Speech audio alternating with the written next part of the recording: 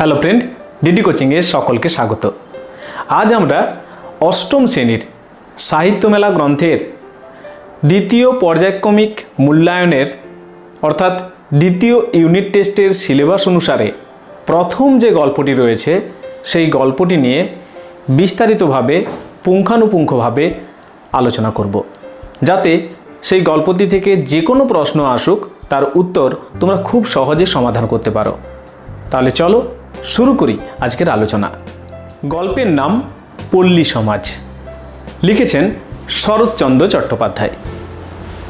তোমাদের এই পল্লী সমাজ গল্পটির রচয়িতা শরৎচন্দ্র চট্টোপাধ্যায়, সেই কারণে খুব ছোট করে লেখক পরিচিতি হিসাবে শরৎচন্দ্র চট্টোপাধ্যায় সম্পর্কে জেনে নেওয়া প্রয়োজন। শরৎচন্দ্র চট্টোপাধ্যায় তিনি প্রখ্যাত কথাশিল্পী।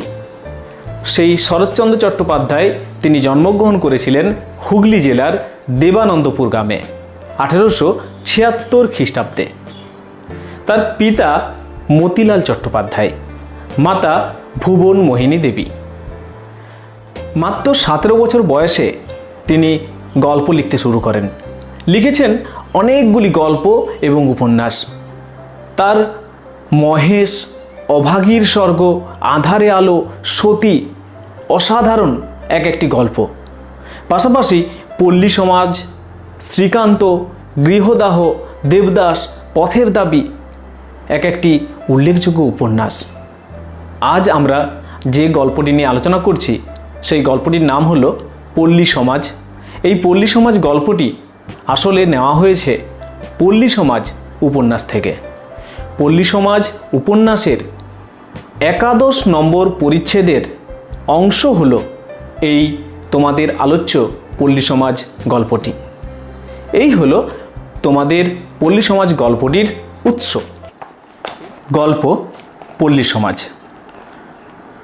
2 দিন অবিশ্রান্ত বৃষ্টিপাত হইয়া অপরাহ্ন বেলায় একটু ধরণ করিয়াছে। 2 দিন ধরে অর্থাৎ 2 দিন ধরে ক্রমাগত বৃষ্টি হয়েছে। অবিশ্রান্ত অর্থাৎ বৃষ্টি থামেনি, অনবরত বৃষ্টি হয়েছে। সেইভাবে বৃষ্টি হওয়ার পর অপরাহ্ন বেলায় অর্থাৎ বিকেল বেলায় একটু ধরণ করিয়াছে, অর্থাৎ বৃষ্টি ধরেছে। চণ্ডীমণ্ডপে গোপাল সরকারের কাছে বসিয়া রমেশ জমিদারির হিসাবপত্র দেখিতেছিল। চণ্ডীমণ্ডপ অর্থাৎ দেবী চণ্ডীর একটি মন্দির রয়েছে, সেখানে গোপাল সরকারের কাছে বসিয়া রমেশ জমিদারির হিসাবপত্র দেখছিল। অকস্মাৎ প্রায় 20 জন কৃষক আসিয়া কাঁদিয়া পড়িল। হঠাৎ করে সেখানে 20 জন কৃষক তারা আসলো এবং প্রচুর কান্নাকাটি করতে লাগলো, এবং কান্নাকাটি করতে করতে বলতে লাগলো, ছোটবাবু এ যাত্রা রক্ষে করুন, এবারটা আমাদের রক্ষা করুন। আপনি না বাঁচালে ছেলেপুলের হাত ধরে আমাদের পথে ভিক্ষে করতে হবে। আপনি যদি আমাদের না বাঁচান তাহলে ছেলেদের নিয়ে আমাদের পথে ভিক্ষে করতে হবে। রমেশ অবাক হইয়া কহিল, ব্যাপার কি? চাষিরা কহিল, 100 বিঘের মাঠ ডুবে গেল। চাষিরা বলছেন কারণটা, কী জন্য তারা কান্নাকাটি করছিল?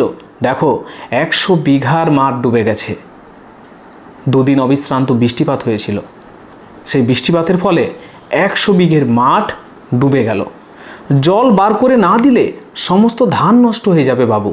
যদি জল বের করে না দেওয়া হয় তাহলে ধান নষ্ট হয়ে যাবে, গায়ে একটা ঘরও খেতে পাবে না। কথাটা রমেশ বুঝিতে পারিল না।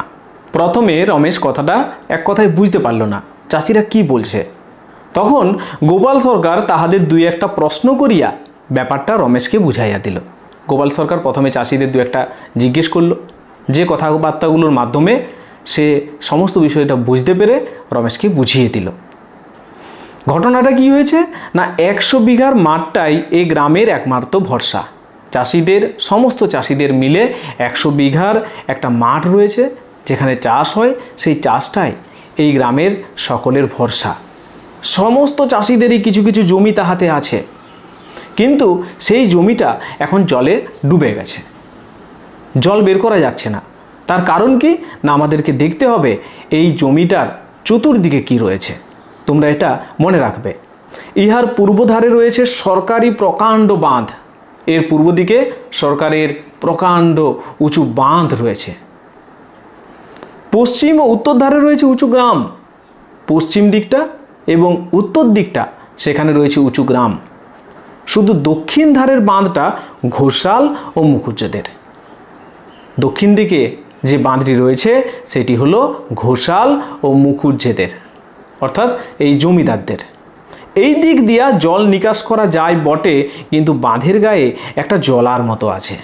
এই দিকে বাঁধটা রয়েছে ঘোষাল ও মুখুজ্জেদের, এদিক দিয়ে জল বের করা যায়, কিন্তু এই বাঁধের গায়ে একটা জলার মতো রয়েছে, অর্থাৎ জলাভূমি রয়েছে, পুকুর রয়েছে।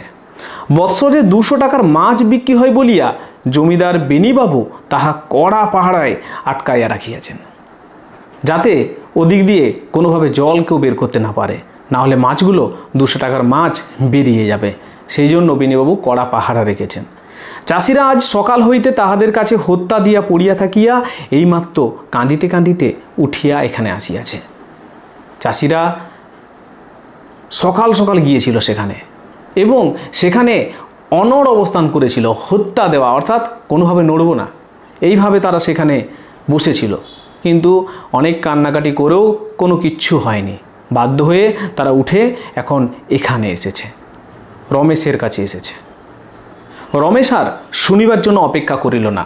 রমেশ দেখল চাষিদের সাহায্য করতে হবে, আর কোনোভাবে অবস্থান করল না সেখানে, দ্রুত পদে প্রস্থান করিল, খুব তাড়াতাড়ি করে সেখান থেকে চলে গেল।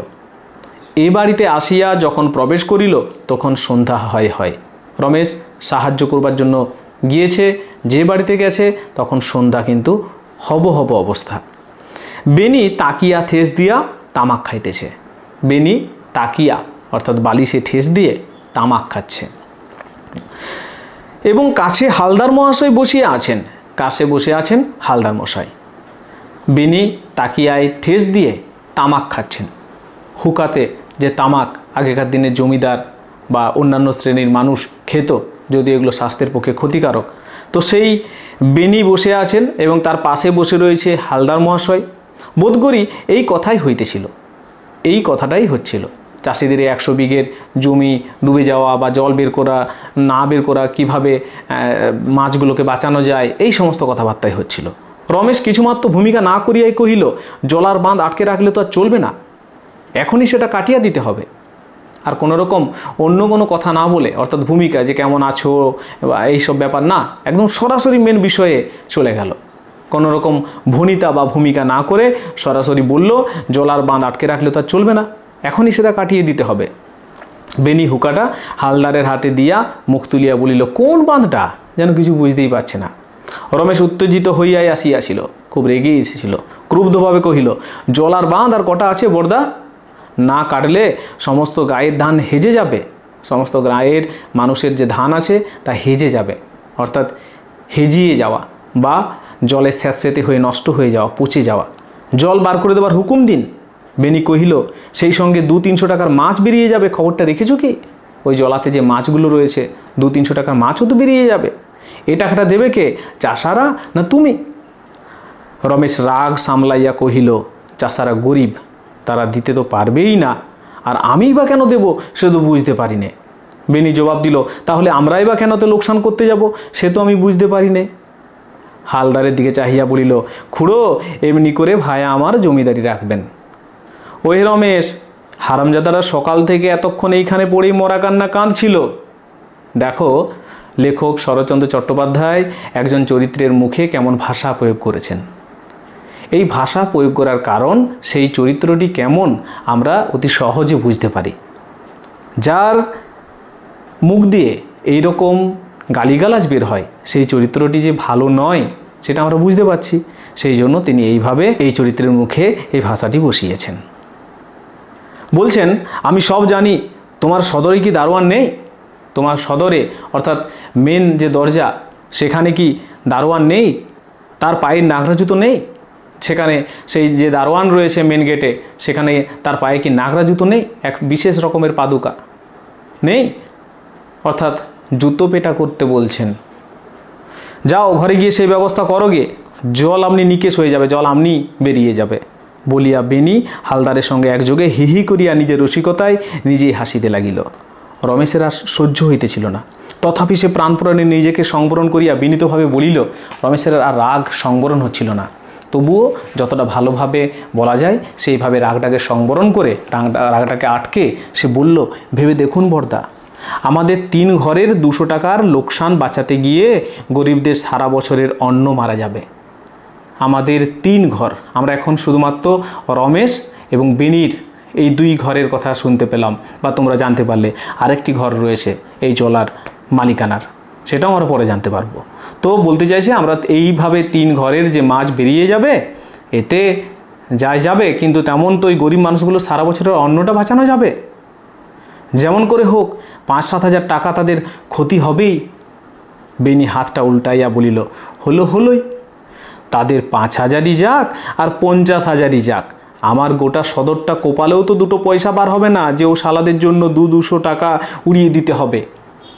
এইভাবে বেনি আবার তার চরিত্রের প্রমাণ দিচ্ছে, মুখে এইরকম ভাষা প্রয়োগ করছে এবং বলছে আমার যে প্রধান যে দরজা অর্থাৎ সদর, সেখানটা যদি কোদাল দিয়ে কুড়াও হয় তবু তো 2 পয়সা বের হবে না, যে ওদের 200 টাকার জন্য আমি ওদের জন্য এই 200 টাকা উড়িয়ে দেব, মাছগুলো বেরিয়ে গেলে 200 টাকা নষ্ট হয়ে যাবে। রমেশ শেষ চেষ্টা করিয়া বলিল, এরা সারা বছর খাবে কি? যেন ভারী হাসির কথা। বিনি একবার এপাশ একবার ওপাশ দুলিয়া হেলিয়া মাথা নাড়িয়া হাসিয়া থুতু ফেলিয়া শেষে স্থির হইয়া কহিল, খাবে কি? দেখবে বেটারা যে যার জমি বন্ধক রেখে আমাদের কাছে টাকা ধার করতে ছুটে আসবে। জমি বন্ধকি অর্থাৎ জমি দিয়ে সেখান থেকে টাকা নেবে এবং সেই টাকা দিয়ে নিজেদের পেট চালাবে। ভাইয়া মাথাটা একটু ঠান্ডা করে চলো, ভাই একটু মাথাটা ঠান্ডা করে চলো, রমেশকে বোঝাচ্ছে। কর্তারা এমনি করেই বাগিয়ে গুছিয়ে এই যে 1-8 টুকরো উচ্ছিষ্ট ফেলে রেখে গেছেন, এই আমাদের নেড়ে চেড়ে গুছিয়ে গাছিয়ে খেয়ে দিয়ে আবার ছেলেদের জন্য রেখে যেতে হবে। জমিদারির যেটা নিয়ম একরকমই বন্ধকি ব্যবসা। এভাবেই পূর্বপুরুষরা আমাদের জন্য কিছু উচ্ছিষ্ট অর্থাৎ বাড়তি যেটা ছিল সেটা রেখে গেছেন, আজ আমরা সেটাই এদিক ওদিক করে খেয়ে দিয়ে আবার আমাদের ছেলেদের বা মেয়েদের জন্য রেখে যেতে হবে। এইভাবে বলতে চাইছেন বেনি। ওরা খাবে কি? ধার কর্জ করে খাবে, ধার কর্জ ঋণ, এইসব ধার ঋণ করে খাবে। নইলার বেটাদের ছোট লোক বলেছে কেন? এইভাবে চাষিদের অপমান করছেন বেনি। রমেশ ঘৃণায় লজ্জায় ক্রোধে ক্ষোভে রমেশের চোখ মুখ উত্তপ্ত হয়ে উঠল, কিন্তু কণ্ঠস্বর শান্ত রাখিয়াই বলিল, আপনি যখন কিছুই করবেন না বলে স্থির করেছেন তখন এখানে দাঁড়িয়ে তর্ক করে লাভ নেই। আমি রমার কাছে চললুম, তার মত হলে আপনার একার অমতে কিছু হবে না। আমি রমার কাছে চললুম। আমরা বুঝতে পারছি যে আর একজন মালিকানার, তিনি হলেন রমা। বেনির মুখ গম্ভীর হইল, বলিল, বেশ, গিয়ে দেখো গে। তার আমার মত ভিন্ন নয়, সে সোজা মেয়ে নয় ভাইয়া, তাকে ভোলানো সহজ নয়। আর তুমি তো ছেলে মানুষ, তোমার বাপকেও সে চোখের জলে নাকের জলে করে তবে ছেড়েছিল। বলতে চাইছে যে তুমি ভাবছো সে সোজা মেয়ে, না সে সোজা মেয়ে নয়। এটা যেহেতু একটা উপন্যাসের অনেক বড় কাহিনী থাকে, সেই কাহিনী অনুসারে পূর্বে কোনো ঘটনা ঘটেছিল যেখানে রমেশের বাবাকেও সে নাজেহাল করেছিল। রমা তাকে নাজেহাল অবস্থা করেছিল, অর্থাৎ চোখের জলে নাকের জলে করে দিয়েছিল, সেই জন্য বলতে চাইছে। এবং তারপরে বলছে, কি বলো খুড়ো? হালদার মশাইকে উদ্দেশ্য করে বলছেন। খুড়োর মতামতের জন্য রমেশের কৌতূহল ছিল না। বেনির এই অত্যন্ত অপমানকর প্রশ্নের উত্তর দিবারও তাহার প্রবৃত্তি হইল না, ইচ্ছা হলো না। নিরুত্তরে বাহির হইয়া গেল, কোনো কথা না বলে বেরিয়ে গেল। প্রাঙ্গণে তুলসী মূলে সন্ধ্যা প্রদীপ দিয়া প্রণাম সাঙ্গ করিয়া রমা মুখ তুলিয়ায় বিস্ময়ে অবাক হইয়া গেল। রমার কাছে গেছে। রমা সন্ধ্যাবেলায় তুলসী স্থানে প্রদীপ দিয়ে সন্ধ্যা প্রদীপ দিয়ে যেই মুখ তুলেছে দেখে রমেশকে দেখে অবাক হয়ে গেছে। ঠিক সম্মুখেই রমেশ দাঁড়াইয়া, তাহার মাথার আঁচল গলায় জড়ানো। ঠিক সামনেই রমেশ দাঁড়িয়ে আছে, রমার আঁচল গলায় জড়ানো, সেই অবস্থাতেই উঠেছে, ঠিক যেন সে এইমাত্র রমেশকেই নমস্কার করিয়া মুখ তুলিল, অর্থাৎ সন্ধ্যা প্রদীপে প্রণাম নয়, যেন রমেশকেই প্রণাম করছিল। ক্রোধের উত্তেজনায় উৎকণ্ঠায় মাসির সেই প্রথম দিনের নিষেধ বাক্য রমেশের স্মরণ ছিল না, অর্থাৎ রমার মাসি রমেশকে এই বাড়িতে আসতে নিষেধ করেছিল, সেটা তার স্মরণে ছিল না। সে একরকম কিভাবে চাষিদের বাঁচাতে হবে সেই কথা চিন্তা করেই বিনা বাক্যে ভেতরে প্রবেশ করেছিল। তাই সে সোজা ভিতরে আসিয়া উপস্থিত হইয়াছিল এবং রমাকে তদাবস্থায় দেখিয়া নিঃশব্দে অপেক্ষা করিতেছিল। রমাকে সেই অবস্থায় দেখে নিঃশব্দে অপেক্ষা করছিল। দুজনের মাসখানিক পরে দেখা, দুজনের মাসখানেক পর দেখা হয়েছে রমা এবং রমেশের। রমেশ কহিল, তুমি নিশ্চয়ই সমস্ত শুনেছ, তুমি নিশ্চয়ই সব শুনেছ। জল বার করে দেবার জন্য তোমার মত নিতে এসেছি। জলটা কী করে বের করে দেওয়া যায় সেই জন্য তোমার মত নিতে এসেছি। তুমি যদি রাজি থাকো তাহলে জলটা বের করে দেওয়া যাবে। রমার বিস্ময়ের ভাব কাটিয়া গেল। রমা একটু অবাক হয়ে গেছিল রমেশ কেন এসেছে। যখনই জানতে পারলো তার সেই অবাক হওয়া ভাবটা কেটে গেল। সে মাথায় আঁচল তুলিয়া দিয়া কহিল, সে কেমন করে হবে? তাছাড়া বরদার মত নেই, বরদা চান না, বেনি বরদা তিনি চান না, তাহলে সেটা কি করে হবে? নেই জানি তার একলা রমতে কিছুই আসে যায় না। সে যদি একলা হয়, তুমি আর আমি যদি রাজি থাকি তাহলে অনায়াসে এটা বের করা যাবে। রমা একটুখানি ভাবিয়া বলিল, জল বার করে দেওয়াই উচিত বটে, কিন্তু মাছ আটকে রাখার কি বন্দোবস্ত করবেন? রমেশ কহিল, অত জলে কোনো বন্দোবস্ত হওয়া সম্ভব নয়। এবছর সে টাকাটা আমাদের ক্ষতি স্বীকার করতেই হবে, না হলে গ্রাম মারা যায়। রমা চুপ করিয়া রহিল। রমেশ কহিল, তাহলে অনুমতি দিলে? রমা মৃদু কণ্ঠে বলিল, না, অত টাকা লোকসান আমি করতে পারবো না। রমেশ বিস্ময়ে হতবুদ্ধি হইয়া গেল। রমেশ ভেবেছিল যে রমাকে সে বললে রমা না বলবে না, কিন্তু এইভাবে যখনই না বলল সে অবাক হয়ে গেল। সে কিছুতে এরূপ উত্তর আশা করে নাই, বরং কেমন করিয়া তাহার যেন নিশ্চিত ধারণা জন্মিয়াছিল তাহার একান্ত অনুরোধ রমা কিছুতেই প্রত্যাখ্যান করিতে পারিবে না, অর্থাৎ ফেলে দিতে পারবে না, ফিরিয়ে দিতে পারবে না। রমা মুখ তুলিয়াই বোধ করি রমেশের অবস্থাটা অনুভব করিল। রমা মুখ তুলেই রমেশের অবস্থাটা অনুভব করল। কহিল, তাছাড়া বিষয় আমার ভাইয়ের, আমি অভিভাবক মাত্র, আমি গার্জেন শুধুমাত্র, আমি এটার মালিকানা নই। রমেশ কহিল, না, অর্ধেক তোমারও অর্ধেক এর মালিক রয়েছ তুমি। রমা কহিল, শুধু নামে। বাবা নিশ্চয়ই জানতেন সমস্ত বিষয় যতীনই পাবে, তাই অর্ধেক আমার নামে দিয়ে গেছেন। তথাপি রমেশ মিনতির কণ্ঠে বলিল, রমা, এ কটা টাকা? মিনতি করে অনুরোধ করে বলল, মাত্র কটা টাকা? তোমার অবস্থা এদিকের মধ্যে সকলের চেয়ে ভালো, তোমার কাছে ক্ষতিই নয়। আমি মিনতি করে জানাচ্ছি রমা, এর জন্য এত লোকের অন্ন কষ্ট করে দিও না। যথার্থ বলছি, তুমি যে এত নিষ্ঠুর হতে পারো আমি তার স্বপ্নেও ভাবিনি। তুমি যেটা না বলবে আমি তার স্বপ্নেও ভাবিনি। রমা তেমনি মৃদুভাবে জিজ্ঞাসা করল, নিজের ক্ষতি করতে পারিনি বলে যদি নিষ্ঠুর হই, না হই তাই ভালো। আপনার যদি এতই দয়া, নিজে না হয় ক্ষতিপূরণ করে দিন না। এইভাবে রমা কথাটা বলল রমেশকে। তাহার মৃদুস্বরে বিদ্রুপ কল্পনা করিয়া রমেশ জ্বলিয়া উঠিল। কহিল, রমা, মানুষ খাঁটি কিনা চেনা যায় শুধু টাকার সম্পর্কে। একটা মানুষকে প্রকৃত চেনা যায় যেখানে টাকার সম্পর্ক থাকে। এই জায়গায় নাকি ফাঁকি চলে না, তাই এইখানেই মানুষের যথার্থ রূপ প্রকাশ পেয়ে ওঠে। অর্থাৎ মানুষের যথার্থ রূপ প্রকাশ পায় টাকার সম্পর্কে। তোমারও আজ তাই পেল, কিন্তু তোমাকে আমি এমন করে ভাবিনি। চিরকাল ভেবেছি তুমি এর চেয়ে অনেক উঁচুতে, কিন্তু তুমি তা নও। তোমাকে নিষ্ঠুর বলাও ভুল, তুমি নীচ, অতি ছোট। অসহ্য বিস্ময়ে রমা দুই চক্ষু বিস্ফারিত করিয়া কহিল, কি আমি? রমেশ কহিল, তুমি অত্যন্ত হীন এবং নীচ। আমি যে কত ব্যাকুল হয়ে উঠেছি সে তুমি টের পেয়েছো বলেই আমার কাছে ক্ষতিপূরণ দাবি করলে। কিন্তু বরদাও মুখ ফুটে কথা বলতে পারেনি। পুরুষ মানুষ হয়ে তার মুখে যা বেঁধেছে, স্ত্রী হয়ে তোমার মুখে তা বাঁধেনি। আমি এর চেয়েও বেশি ক্ষতিপূরণ করতে পারি, কিন্তু একটা কথা আজ তোমাকে বলে দিচ্ছি রমা, সংসারে যত পাপ আছে মানুষের, দয়ার উপর জুলুম করাটা সবচেয়ে বেশি। তুমি দয়ার উপর জুলুম করছো, দয়ার উপরে অত্যাচার করছো। আজ তুমি তাই আমার কাছে টাকা আদায়ের চেষ্টা করেছো, অর্থাৎ জোর করে আদায় করা, জুলুম করা। তুমি আমার উপর সেটা করতে চাইছো। বুঝতে পারছো যে আজ আমি এই জায়গাটাতে সমস্যায় পড়েছি, অর্থাৎ আমাকে যা হোক করে চাষিদের বাঁচাতেই হবে, এবং সেই জন্য সেই চাষিদের উপর যে দয়াটা করতে চাইছি তুমি তার উপর জোর করে আমার উপর কিছু আদায় করতে চাইছো। রমা বিহল হতবুদ্ধির ন্যায় ফেল করিয়া চাহিয়া রইল। রমা কি করবে ঠিক করতে পারল না, বিহল হয়ে গেল, আত্মহারা হয়ে গেল, এবং বুদ্ধি যেন হারিয়ে গেল, ফেল করে তাকিয়ে রইল। একটা কথাও তার মুখ দিয়া বাহির হইল না। রমেশ তেমনি শান্ত তেমনি দৃঢ় কণ্ঠে কহিল, আমার দুর্বলতা কোথায় সে তোমার অগোচর নেই বটে, কিন্তু সেখানে পাক দিয়ে আরেক বিন্দু রস পাবে না, তা আমি বলে দিয়ে যাচ্ছি। আমি কি করব তাও এই সঙ্গে জানিয়ে দিয়ে যাই। এখন জোর করে বাঁধ কাটিয়ে দেব, এখন জোর করে বাঁধটা কেটে দেবো। তোমরা পারো আটকাবার চেষ্টা করোগে। বলিয়া রমেশ চলিয়া যায় দেখিয়া রমা ফিরিয়া ডাকিল। আহ্বান শুনিয়া রমেশ নিকটে আসিয়া দাঁড়াইতেই রমা কহিল, আমার বাড়িতে দাঁড়িয়ে আমাকে যত অপমান করলেন আমি তার একটাও জবাব দিতে চাইনি, কিন্তু এই কাজ আপনি কিছুতেই করবেন না। রমেশ প্রশ্ন করল, কেন? রমা কহিল, কারণ এত অপমানের পরেও আমার আপনার সঙ্গে বিবাদ করতে ইচ্ছা করে না। এত অপমান করলেন, তবু আমি একটা কথা বলবো আপনাকে, আমি আপনার সাথে বিবাদ করতে অর্থাৎ ঝগড়া করতে চাই না।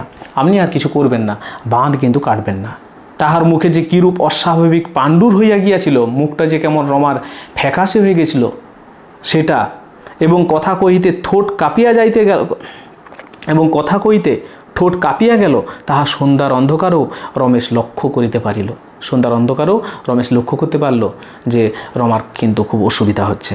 কিন্তু মনস্তত্ত্ব আলোচনার অবকাশ এবং প্রবৃত্তি তাহার ছিল না। অর্থাৎ মনস্তত্ত্ব, রমা মানসিকভাবে কী চিন্তা ভাবনা করছে সেই সমস্ত করার কোনো অবকাশ অর্থাৎ ফাঁকা সময়, প্রবৃত্তি অর্থাৎ ইচ্ছা রমেশের ছিল না।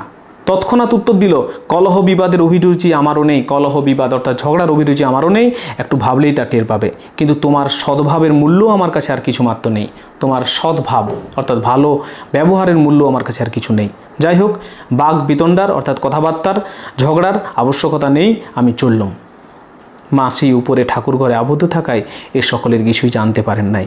নিচে আসিয়া দেখিলেন রমা দাসীকে সঙ্গে লইয়া বাহির হইতেছে।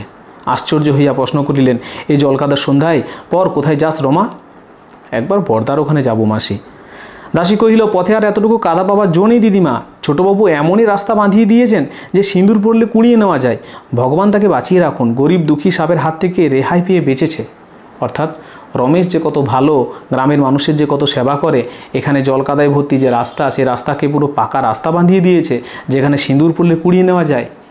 আমরা বুঝতে পারছি রমেশ চরিত্রের মহত্ব। তখন রাত্রি বোধ করি 11টা। বেনির চণ্ডীমণ্ডপ হইতে অনেকগুলি লোকের চাপা গলার আওয়াজ আসিতেছিল। আকাশে মেঘ কতকটা কাটিয়া গিয়া ত্রয়োদশীর অস্বচ্ছ জ্যোৎস্না বারান্দার উপর আসিয়া পড়িয়াছিল। সেইখানে খুঁটিতে ঠেস দিয়া একজন ভীষণাকৃতি পৌঢ় মুসলমান চোখ বুজিয়া বসিয়াছিল। তাহার সমস্ত মুখের উপর কাঁচা রক্ত জমাট বাঁধিয়া গিয়াছে। পরনের বস্ত্র রক্তে রাঙা, কিন্তু সে চুপ করিয়া আছে। বেনি চাপা গলায় অনুনয় করিতেছে, অর্থাৎ বারবার ধরে অনুরোধ করছে, কথা শোনো আকবর, থানায় চলো। 7 বছর যদি না তাকে আমি দিতে পারি তো ঘোষাল বংশের ছেলে নই আমি। পিছনে চাহিয়া কহিল, রমা তুমি একবার বলো না, চুপ করে রইলে কেন? এইভাবে বারবার সে বলতে চাইছে থানায় যাওয়ার জন্য। কিন্তু রমা তেমনি কঠোরভাবে নীরবে দাঁড়িয়ে রহিল। রমা কিন্তু কিছু বলছে না, সেভাবেই দাঁড়িয়ে আছে। আকবর আলী এবার চোখ খুলিয়া সোজা হইয়া বসিয়া বলিল, সাবাস, হ্যাঁ মায়ের দুধ খেয়েছিল বটে ছোটবাবু, লাঠি ধরলে বটে। অর্থাৎ রমেশের কথা বলছে। রমেশ যেভাবে লাঠি চালিয়েছে সেই বীরত্বের কথা বলছে। ছোটবাবুর যে সৎ সাহস কতটা সে পারদর্শী লাঠি চালাতে, সেই জন্য সেইভাবে বলছে। বেনি ব্যস্ত এবং ক্রুব্ধ হইয়া কহিল, সেই কথাই তো বলছি আকবর। কাল লাঠিতে তুই জখম হলি, সেই ছোড়ার না হিন্দুস্তানি চাকরটার? অর্থাৎ রমেশের না রমেশের ওই হিন্দুস্তানি চাকরটার? আকবরের ওষ্ঠপ্রান্তে ঈষৎ হাসি প্রকাশ পাইল। কহিল, সেই বেটে হিন্দুস্তানিটার? সেই বেটার লাঠি জানে কি বড়বাবু? কি বলিস রে গহর, তোর পয়লা চোটেই না সে বসেছিল? না রে, তোর প্রথম আঘাতেই তো সে বসে পড়েছিল। আকবরের 2 ছেলেই অদূরে জড়সড় হইয়া বসিয়াছিল। তাহারাও অনাহত ছিল না, তারাও আঘাত পেয়েছে। গহর মাথা নাড়িয়া সাই দিল, কথা কহিল না। আকবর কহিতে লাগিল, আমার হাতের চোট পেলে সে বেটা বাঁচত না। গহরের লাঠিতেই বাপ বলে বসে পড়ল বড়বাবুকে বলছে, বেনিকে বলছে সমস্ত ঘটনাটা। রমা উঠিয়া আসিয়া অনতিদূরে দাঁড়াইল। আকবর তাহাদের পীরপুরের প্রজা। এই যে আকবর, এই আকবর হচ্ছে, তার বাড়ি হচ্ছে পীরপুরে। সাবেক দিনের লাঠির জোরে অনেক বিষয় হস্তগত করিয়া দিয়াছে। অর্থাৎ পুরনো দিন থেকে এরকম লাঠির জোরে অনেক বিষয় সম্পত্তি এরকমভাবে আদায় করে দিয়েছে। তাই আজ সন্ধ্যার পর ক্রোধে অভিমানে ক্ষিপ্তপ্রায় হইয়া রমা তাহাকে ডাকাইয়া আনিয়া বাঁধ পাহারা দেবার জন্য পাঠাইয়া দিয়াছিল এবং ভালো করিয়া একবার দেখিতে চাহিয়েছিল রমেশ শুধু সেই হিন্দুস্তানিটার গায়ের জোরে কেমন করিয়া কি করে। সে নিজেই যে এত বড় লাঠিয়াল, এ কথা রমা স্বপ্নেও কল্পনা করে নাই। রমেশ যে নিজেই এত বড় একটা লাঠিয়াল, একজন লাঠিয়াল, সে কথা রমা বুঝতেই পারেনি। আকবর রমার মুখের প্রতি চাহিয়া বলিল, তখন ছোটবাবু সেই বেটার লাঠি তুলে নিয়ে বাঁধ আটক করে দাঁড়ালো দিদি ঠাকরুন। 3 বাপ মেটায় মুরা হঠাতে নাড়লাম। আধারে বাঘের মতো তেনার চোখ জ্বলতে লাগলো। কইলেন, আকবর বুড়ো মানুষ, তুই সরে যা। বাঁধ কেটে না দিলে সারা গায়ের লোক মারা পড়বে, তাই কেটতেই হবে। তোর আপনার গায়েও তো জমিজমা আছে, সমঝে দেখ রে, বুঝে দেখ, সব বরবাদ হয়ে গেলে, ক্ষতি হয়ে গেলে তোর কেমন লাগে? মই সেলাম করে কইলাম। আমি তাকে সেলাম করলাম, বললাম, আল্লাহর কিরে ছোটবাবু, তুমি একটিবার পথ ছাড়ো। আল্লাহর শপথ ছোটোবাবু, তুমি একবার ছেড়ে দাও। তোমার আড়ালে দাঁড়িয়ে ওই যে কয় সমুদ্রি মুয়ে কাপড় জড়ায়ে ঝপাঝপ কোদাল মারছে, ওই যে সমুদ্রি অর্থাৎ চাষি, তারা মুখে কাপড় জড়িয়ে কোদাল মারছে, ওদের মুন্ডুকোটা ফাঁক করে দিয়ে যায়। আকবর বলল। এই কথা শুনে বেনি রাগ সামলাতে না পারিয়া কথার মাঝখানেই চেঁচাইয়া কহিল, বেঈমান বেটারা, তাকে সেলাম বাজিয়ে এসে এখানে চালাকি মারা হচ্ছে? ছোটোবাবুকে সেলাম মেরেছিস? তাহারা তিন বাপ বেটা একেবারে একসঙ্গে হাত তুলিয়া কুঠিল। আকবর কর্কশ কণ্ঠে কহিল, খবরদার বড়বাবু, বেঈমান কহ না। আমাকে তোমরা বেঈমান বলতে পারো না। অর্থাৎ আমরা কৃতজ্ঞতা স্বীকার করি না এমনটা নই, মোরা মুসলমানের ছেলে, সব সইতে পারি, আমাদেরকে বেঈমান বললে আমরা এটা সইতে পারি না। কপালে হাত দিয়া খানিকটা রক্ত মুছিয়া ফেলিয়া রমাকে উদ্দেশ্য করিয়া কহিল, কারে বেঈমান কয় দিদি? ঘরের মধ্যে বসে বেঈমান কইছো বড়বাবু? চোখে থেকলে জানতে পারতে ছোটোবাবু কি। বেনি মুখ বিকৃত করিয়া কহিল, ছোটোবাবু কি? তাই থানায় গিয়ে জানিয়ে আয় না, বলবি তুই বাঁধ পাহারা দিচ্ছিলি, ছোটোবাবু চড়াও হয়ে তোকে মেরেছে। আকবর জিভ কাটিয়া বলিল, তৌবা তৌবা, মানে ছি ছি, দিনকে রাত করতে বলো বড়বাবু। বেনি কহিল, না হয় আর কিছু বলবি? আজ গিয়ে যখন দেখি আয় না, কাল ওয়ারেন্ট বার করে একেবারে হাজতে পূর্ব। ওয়ারেন্ট অর্থাৎ গ্রেপ্তারি পরোয়ানা বের করে একেবারে তাকে হাজতে পূর্ব। রমা, তুমি ভালো করে আরেকবার বুঝিয়ে বলো না, এমন সুবিধে যে আর কখনো পাওয়া যাবে না। রমা কথা কহিল না, শুধু আকবরের মুখের প্রতি একবার চাহিল। আকবর ঘাড় নাড়িয়া বলিল, না দিদি ঠাকরুন, ও পারবো না। বেনি ধমক দিয়া কহিল, পারবি না কেন? এবার আকবরও চেঁচাইয়া কহিল, কি কও বড়বাবু, শরম নেই মোর? পাঁচখানা গায়ের লোক মোরে সর্দার কয় না? দিদি ঠাকরান, তুমি হুকুম করলে আসামি হয়ে জেল খাটতে পারি, ফৈরিদি হব কোন কালো মুয়ে? এইভাবে আমরা হচ্ছি সর্দার, আমরা লাঠিয়াল। আমরা এইভাবে যদি বলি যে একজন লাঠিয়াল হয়ে এইভাবে আমরা মার খেয়েছি এবং পুলিশের কাছে আমরা যদি নিজেদের এই মার খাওয়ার চোট দেখাই, তাহলে আমাদের মুখ কালো হয়ে যাবে, সম্মানহানি হবে, আমাদেরকে দেশ ছাড়তে হবে, ফৈরিদি হয়ে যেতে হবে। রমা মৃদু কণ্ঠে একবার কহিল, পারবে না আকবর? আকবর সবেগে মাথা নাড়িয়া বলিল, না দিদি ঠাকরান, আর সব পারি। সদরে গিয়ে গায়ের চোট দেখাতে পারি না, সবার সামনে গিয়ে এরকম আমরা গায়ের চোট দেখাতে পারি না। ওডরে ঘর, এবার ঘরকে যাই, মোরা নালিশ করতে পারবো না বলিয়া তাহারা উঠিবার উপক্রম কহিল। বেনি ক্রুব্ধ নিরাশায় তাহাদের দিকে চাহিয়া দুই চোখে অগ্নি বর্ষণ করিয়া মনে মনে অকথ্য গালিগালাজ করিতে লাগিল এবং রমার একান্ত নিরুদ্যম স্তব্ধতায় কোনো অর্থ বুঝিতে না পারিয়া তুষের আগুনে পুড়িতে লাগিল। এবং রমা কেন এরকমভাবে নিরুদ্যম রয়েছে, কোনো রকম উৎসাহ দেখাচ্ছে না, এটা বুঝতে না পেরে ভেতরে ভেতরে তুষের ভেতরে যেমন আগুন জ্বলে, তেমনি বেনির ভেতরে আগুন জ্বলতে লাগলো। এবং সর্বপ্রকার অনুনয় বিনয় ভৎসনা ক্রোধ উপেক্ষা করিয়া আকবর আলী ছেলেদের লইয়া যখন বিদায় হইয়া গেল, রমার বুক চিরিয়া একটা গভীর দীর্ঘশ্বাস বাহির হইল। এইভাবে অনেক অনুরোধ বিনয় করার পরও যখন তারা থাকলো না, তারা ফিরে গেল, তখন রমার বুক থেকে একটা যেন দীর্ঘশ্বাস বেরিয়ে আসলো। অকারণে তার দুই চক্ষু অশ্রু প্লাবিত হইয়া উঠিল, চোখের জলে ভেসে গেল রমার মুখ। এবং আজিকার এত বড় অপমান ও তাহার সম্পূর্ণ পরাজয়েও কেন যেন কেবলই মনে হইতে লাগিল তার বুকের উপর হইতে একটা অতি গুরুভার পাষাণ নামিয়া গেল, যেন বুকের উপরে অনেক বড় একটা পাথর নামানো ছিল, চাপানো ছিল, সেটা নেমে গেল। ইহার কোনো হেতুই সে খুঁজিয়া পাইল না। কী কারণে, কী হেতু অর্থাৎ জন্য এটা হলো, সেটা রমা বুঝতে পারল না। তবুও সে বুঝতে পারল যে বুক থেকে একটা চাপ গেল। বাড়ি ফিরিয়া সারা রাতি তার ঘুম হইল না। সেই যে তারকেশ্বরের সম্মুখে বসিয়া খাওয়াইয়াছিল, সেই যে তারকেশ্বরে অর্থাৎ শিবের মন্দির রয়েছে যে তারকেশ্বর, সেইখানে রমেশকে রমা বসে খাইয়েছিল, নিরন্তর তাহার চোখের উপর তাহাই ভাসিয়া বেড়াইতে লাগিল, সেটাই বারবার ভেসে বেড়াতে লাগলো। এবং যতই মনে হইতে লাগিল সেই সুন্দর সুকুমার দেহের মধ্যে এত মায়া এবং এত তেজ কি করিয়া এবং স্বচ্ছন্দে শান্ত হইয়াছিল। রমেশকে সাধারণভাবে দেখে মনে হয় না তার মধ্যে এত মায়া রয়েছে, এত তেজ রয়েছে। ততই তাহার চোখের জলে সমস্ত মুখ ভাসিয়া যাইতে লাগিল। এই কথা যতই মনে হতে লাগলো যে রমেশকে সে ঠিকঠাক চিনতে পারেনি, ততই তার মুখ চোখের জলে ভেসে যাইতে লাগলো, অর্থাৎ চোখের জলে ভেসে যেতে লাগলো। এই হলো পল্লী সমাজ গল্প। পল্লী সমাজ গল্পের সমস্ত বিষয়বস্তু আমরা তোমাদের সামনে তুলে ধরলাম। এবার আমরা এই গল্পটি থেকে তোমাদের জন্য কয়েকটি প্রশ্ন রাখছি। তোমরা প্রশ্নগুলির উত্তর অবশ্যই কমেন্টে জানিয়ে দেবে, তাহলে বুঝতে পারবো আমাদের পড়ানো সার্থক হয়েছে। প্রশ্ন: গ্রামের একমাত্র ভরসা কী ছিল? রমা আকবরকে কোথায় পাহারা দেওয়ার জন্য পাঠিয়েছিল? আকবরের ছেলের নাম কি?